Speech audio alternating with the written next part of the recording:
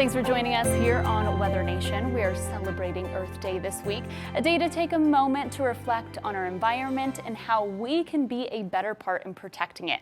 I've got Rich Razgaitis, better known as Raz, with me here today, who is the CEO and co-founder of FloWater. First of all, thank you so much for joining us today. Siobhan, thanks for having me here. Of course. So the goal of FloWater is essentially to revolutionize drinking water in a way and do it in a sustainable way. Can you tell me what water means to you and why this mission is so important? Well, I'm really an entrepreneur and a CEO second, and a dad on a mission first. And so this really started for me about 13 years ago, seeing the degradation of our drinking water across the United States, seeing my kids not drink water and reach for sugary carbonated caffeinated drinks wrapped in plastic or energy drinks, or not drinking water and being chronically dehydrated.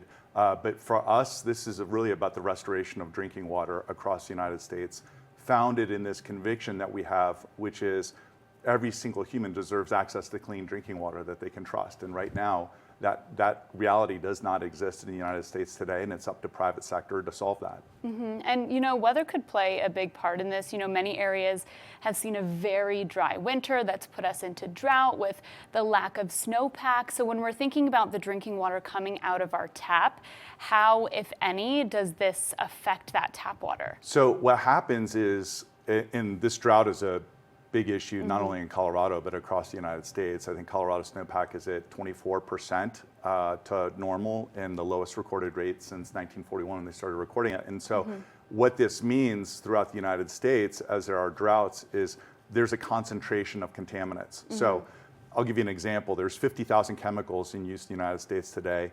Fewer than 100 of these are regulated by the Safe Drinking Water Act. And so when you have less water, it's less diluted and it becomes more concentrated.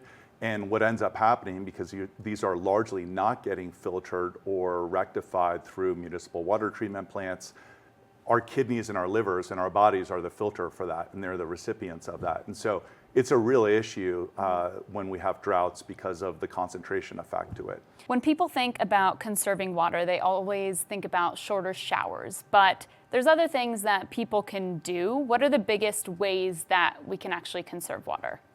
Shorter showers are such a rounding error. I would not even worry about it. I mean, I would say take the long shower, because the reality is AI data centers, as I mentioned before, are one of the biggest culprits outside of the home. Within the home, though, leaky toilets and leaky faucets are the #1 contributor to wastewater. So there are 1 trillion gallons that are wasted every single year just through water leaks within a home. And an average toilet in a house can leak, if it's leaking, it'll leak anywhere between 200 and 2,000 gallons. Wow. So I would say take the shower, fix the leak. So Raz, talking about this Earth Day, a lot of people want to take this time to maybe take action. What are things that they can do to set themselves up for success when it comes to sustainability and water? Well, when we talk about water, one is I'd get a refillable vessel. I'd get one that you like. There's a lot of good brands out there. A lot of people in my office seem to like Hydro Flask as well as Awala bottles.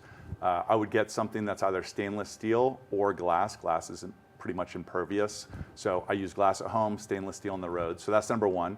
#2, more important than the bottle itself, do get a bottle that you love because you'll use it more, but more important than the bottle itself is what's going into that bottle.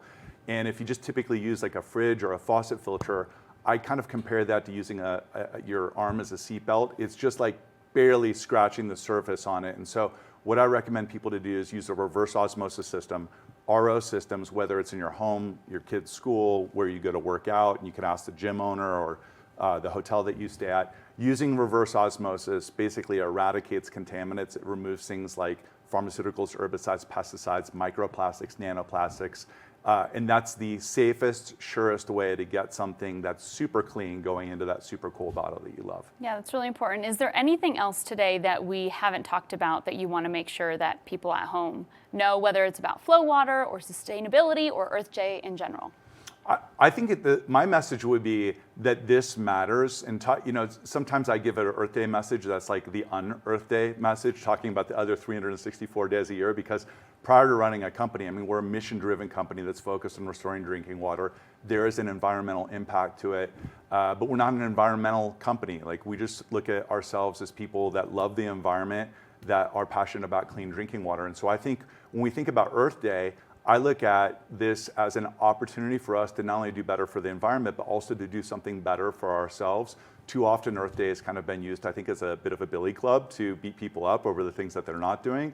And the way I look at this is there are a lot of great things that we can all be doing that make everything just a little bit better, including the lives of you and I. And we've got about 1 minute left. What is something about clean drinking water and the future, if we were to look back 10 years from now and we're having this conversation, what gives you hope about the future? Well, one is with data centers. Data centers are incredibly thirsty, and so water utilization really is happening not in the home, but it's happening in the cloud at epic proportions. And so getting utilization and reporting and structure and an appropriate level of regulation around data centers so that we have drinking water that is available to people like you and I that need it.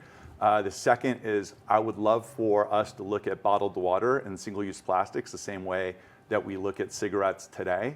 So that's kind of on its way. And then the third is the restoration of drinking water across the United States through improved policy, infrastructure, regulatory reform, as well as private sector and some of the work that we're doing to provide clean drinking water to Americans nationwide. Well, Raz, thank you so much for joining us today. We really appreciate it. You can learn more about Earth and Arbor Day on our website, WeatherNationTV.com, as we dive into ways to celebrate our planet. There you can also find the full web-exclusive interview where Raz talks more ways we can make sure our families are getting clean drinking water.